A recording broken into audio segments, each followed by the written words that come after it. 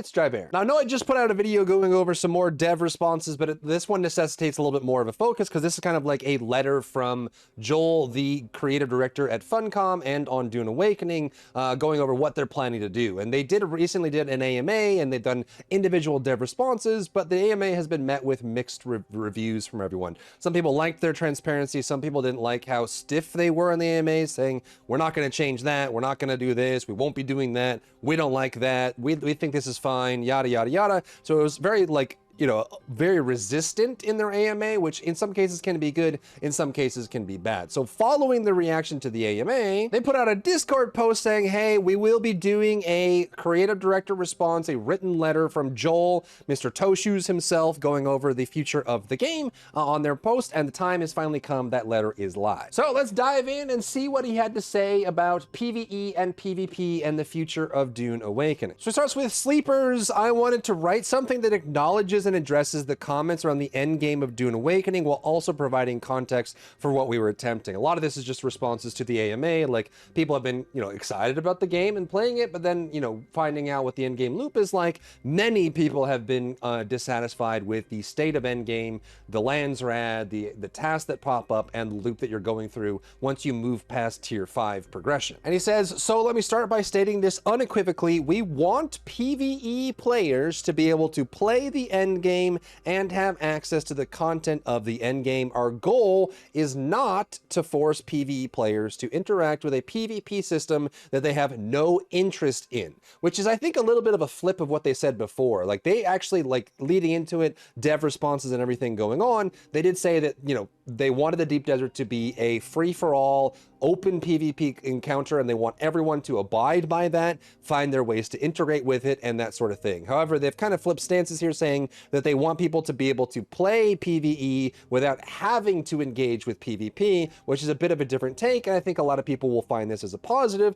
Now, you know, you don't want to overly alienate the PvP players, but finding some middle ground has been proven to be very effective and viable for many other games, so why not here? He says, we still believe in the core concept of the Deep Desert, an endlessly renewing location that resets every week and creates an activity loop for great rewards. The tension of heading out there, head on a swivel, eyes peeled for foes as you enter the most dangerous part of the most dangerous planet in the universe. He says, our wish was that players would embrace this loop, forming guilds to work together to overcome the bleakness of the Deep Desert. But as Stephen King says, wish in one hand, shit in the other, see which one fills up first. One of my hands is overflowing right now, and sadly, not with wishes. So he's kind of acknowledging the feedback that players have been having about the end game loop and being forced into the Deep Desert and how that vision applies to the game overall. Then it's placed in very large full caps letters so you can't miss it in the middle of the dev letter. Some areas of the Deep Desert will now be flagged as partial warfare PvE,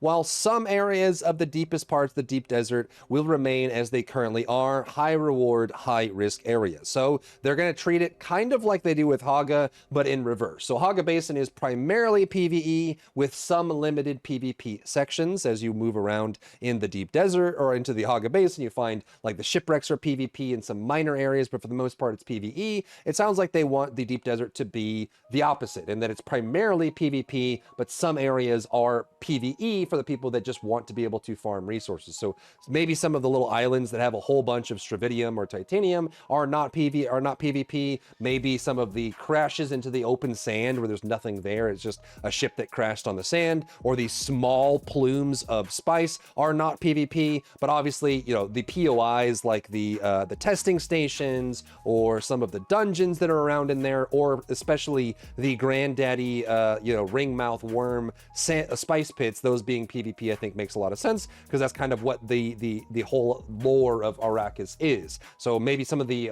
open sand, useless, blank, barren areas are not PvP, so that the solo players have a little bit more of a chance of getting what they need. He goes on to say that the reality is that players are reporting being cut out of the endgame due to extremely competitive nature of the Deep Desert. Starting soon, some areas of the Deep Desert will now be flagged as PvE, areas where players will be able to explore testing stations and harvest T6 resources without the threat of conflict that may not want. I didn't expect him to say this, but they're he's saying that even some testing stations might be PvE only, so that if you're PvE or small group, you'll at least be able to get the recipes that come from the testing stations and do those dungeons without worry of a team coming in third-partying you before. I've stopped doing testing stations in the Deep Desert completely because I've had enough situations where I go in and I'm locked into a red gate room.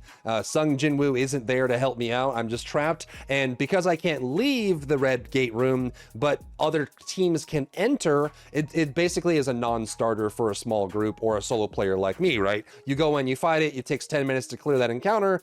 A group of 4 or 10 people can walk in behind you, gangbang you, and take you out, and there's nothing you can do about it, which means that the testing stations and the PvP areas are never worth it for solo unless you're on a situation where you know no one's going to come in behind you. It's important to note, he says, that the top tier of the game is balanced around guilds and groups, so people will still find it grindy if they play solo. Landsraad control points, shipwrecks, and the largest spice fields within this region of the Deep Desert will remain PvP, and I think this is the right way to go. So Landsraad should be PvP, large shipwrecks are PvP in Haga Basin even, so continuing that to the Deep Desert is not really a major deal, and the largest spice fields like the Granddaddy Worm with the ring mouth, those I think are designed to be PvP, so all of those being PvP makes sense to me. He goes on to say the deepest part of the Deep Desert will remain as they currently are, high reward, high risk areas. The beauty of the Deep Desert design with weekly resets and renewals is that we can iterate and experiment with different layouts and setups to really help us tune it. As we make changes, we will send out surveys to help us capture your thoughts. Then back to Caps as he uses his outside voice. PvP itself has plenty of issues that need to be addressed. We're taking steps in that direction with our first changes to the scout ornithopters coming soon. So we'll see how that affects the overall PvP encounter and generally how people react to this change and with their first early July update coming in about a week to 2 weeks from now. He goes on to reconfirm that scout ornithopters with rocket launchers attached will have their speed maneuverability reduced. They're slower if they're retrofitted for combat. Rockets fired from scout ornithopters will have increased heat generation, so more of a cost for spending those rockets if you bring them. Thrusters will provide a max speed bonus regardless of wings, ensuring that thruster-equipped scouts will be fastest vehicles in the game. So right now, the thrusters are very limited by your top speed, but they're removing that aspect so that a scout ornithopter built for speed is really built for speed. And finally, a new Tier 5, meaning you don't have to be in the Deep Desert to craft it, a Tier 5 infantry rocket launcher will be added to help improve the dynamics of vehicle and ground combat. No one's really bringing rocket equipped buggies into the Deep Desert. You don't really need to. The ornithopter is more than enough, and it means you won't have a vehicle that gets, marooned on a POI in the Deep Desert or across the worm-infested sands.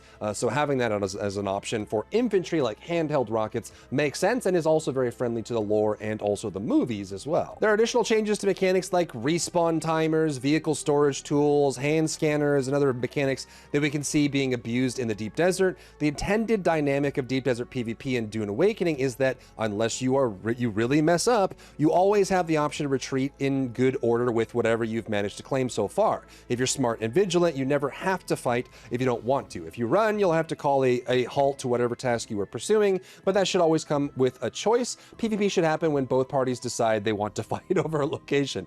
I don't know about this last one. PvP should happen when both parties decide they want to fight. I feel like there's been lots of PvP that I've encountered in Dune Awakening. I don't know how many of it has been consensual from both parties. In fact, I don't think any of it has been fully consensual from both parties. It's usually an ambush that takes place. Like, in this clip you see right here, I'm farming the Deep Desert. I'm soloing a Deep Desert testing station that's PvP, and in a second I will be raided by 4 players all running melee weapons to stun lock me into a corner. Now, I don't expect to win a 1v4, but obviously this wasn't consensual in any way. It's not like I was choosing to do this, because once you go into this gate, this room has a very long encounter. Like, for a solo player, it's like 20 minutes to clear this encounter, which means that you're very likely to get third party in that process, but interesting that he kind of has that take. The Deep Desert becomes a place where people battle it out over specific objectives, unburied testing stations and shipwrecks, research-focused islands, and of course, spice blows. So I think, they're kind of reiterating wondering what they want the Deep Desert to be.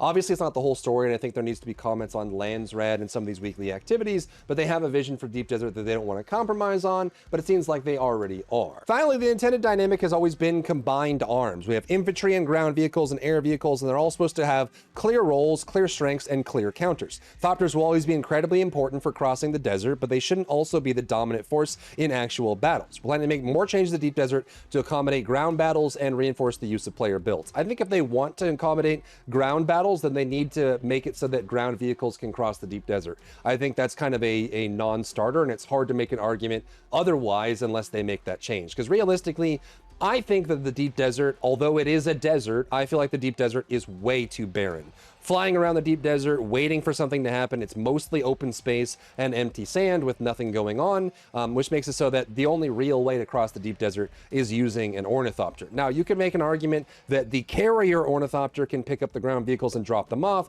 However, with the restriction that carriers can only be created and flown in the Deep Desert, which is a transient space that gets wiped every week, especially considering the cost of the carrier ornithopters, I don't think it's reasonable to expect solo players or small guilds to have carrier ornithopters lying around only in the Deep Desert that got reset this week so they can pick up buggies or the new tanks that they want to add to the game to make those viable. Realistically, if you're going to have only a few rock formations with mostly open and empty sand that is worm infested, then ground vehicles are not really ever going to be a viable option unless you're a full org that is rolling deep with lots of players and lots of carriers to be able to pick those up and put them back down, which is large scale group or guild based PvP and not any small scale PvP at all. Ground vehicles become irrelevant because of that limitation. Then he jumps to Landsraad, which is another big point of the end game for this Dune Awakening. As a system, it is an active activity driver that is designed to promote the conflict between the factions, internal politics between guilds, while providing goal thresholds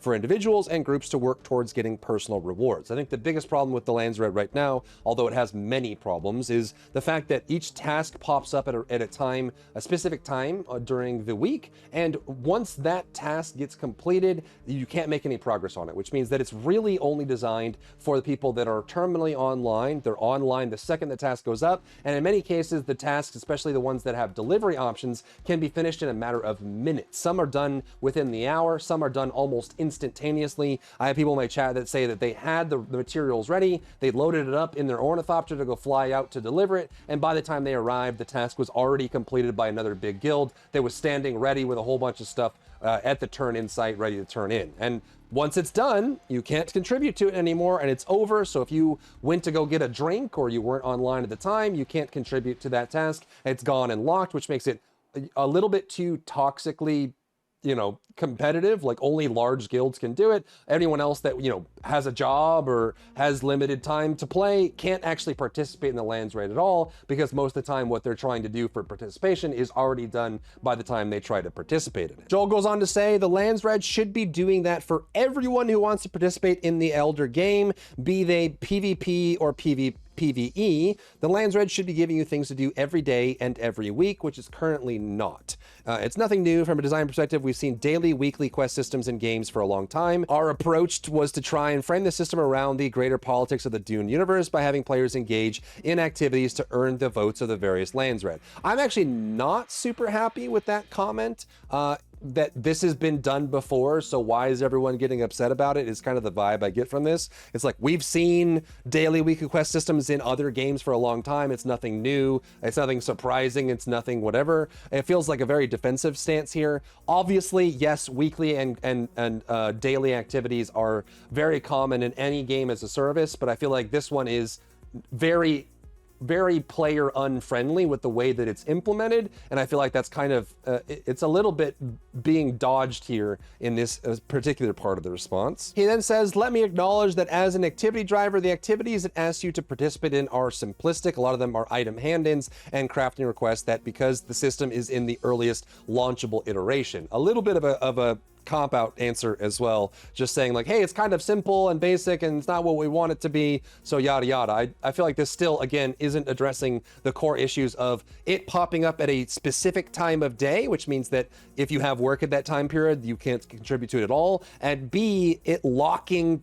contribution once any guild has completed it, which means, again, if you're not on when it happens, you can't contribute to it. I think those two factors are not being addressed here in this commentary, saying, hey, other games have weekly quests, other games have daily quests, and this is very simplistic because it's an early iteration. I feel like is a little bit of a overgeneralization of what are some of the very real issues that the system has right now. He says the activities that the Landsraad asks you to do will become more varied as we flesh out the world with more content and activities. So at least in his mind, he's thinking that once you have various, like more different Landsraad tasks to do, that some of this, like, you know, toxic large guild competitive, like locking people out from being able to play in the Landsraad, will be mitigated by the fact that the tasks will be different, which in some cases this is true, right? Because I think the turn-in tasks are being completely locked out by large guilds because they have the capacity and resources to over-deliver to the point where things can be done in a matter of minutes.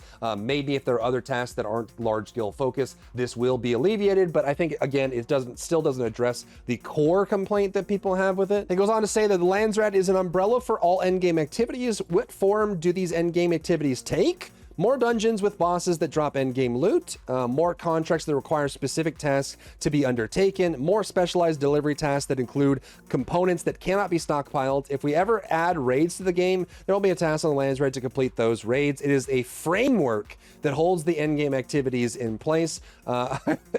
This feels like so snarky with the way this is written, but he's saying that like once you get more activities, all of the problems will be solved based on this. At least in his mind, that's kind of where it's going. Like they've laid the foundation and the groundwork for this, and as it gets fleshed out, it'll get better and better without any major reworks to the system needed. He says we will keep adding endgame activities and more PvE content to the game going forward, both free and paid content in the form of DLCs and expansions. So more to come, more DLC, more quest lines, more zones, more things being added to the game. And of course, I think that, you know, with the game being as simple as it is, especially once you reach endgame, it obviously leads to a hyper fixation on what's going on. So you definitely want to be sure that you're making the right choice there. And maybe that gets better, but I don't think that, you know, promising new DLCs and new quests and stuff is addressing the core issues specifically, other than, like, they definitely do by saying that the PvE areas will be added to the Deep Desert. That is addressing the current issues.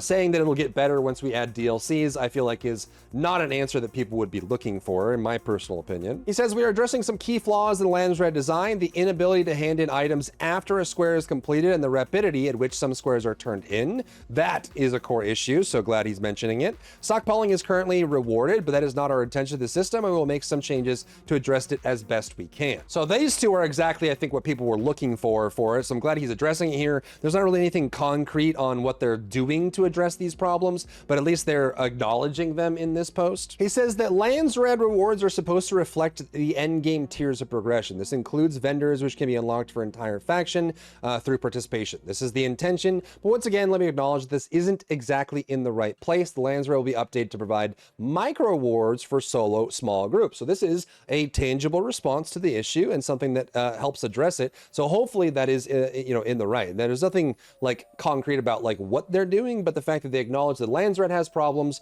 with stockpiling and the time window for it, as well as contribution after it's can be completely locked out, is something to be aware of. And they say that the Landsraad will be updated to provide more micro awards for solo players and small group players. What that actually takes the form of once we actually see it remains to be seen. But again, at least they're acknowledging it, and they do have something to be shown there. And he closes by saying, thanks for listening, everyone. Apologies for the confusion. Once a live game launches, it becomes a collaborative effort between the developers and the players to make it something amazing. We appreciate your feedback on what we hope is the beginning of a long journey together. Bear with us. Our intention is to be clear and open in our communications and to make Dune Awakening a game that everyone can enjoy. So I think the big takeaway here is that they will be adding in PvE zones in the Deep Desert. So if you land in those, you can use those as safe zones. Now, there's going to be an interesting discussion around how the PvP aspect of the game gets affected by this, because obviously people can run away and hide in in the PvE only zones. And then, I mean, even in my chat, I have chatters that are saying like, how far does this go? Do they keep extending these PvE zones out until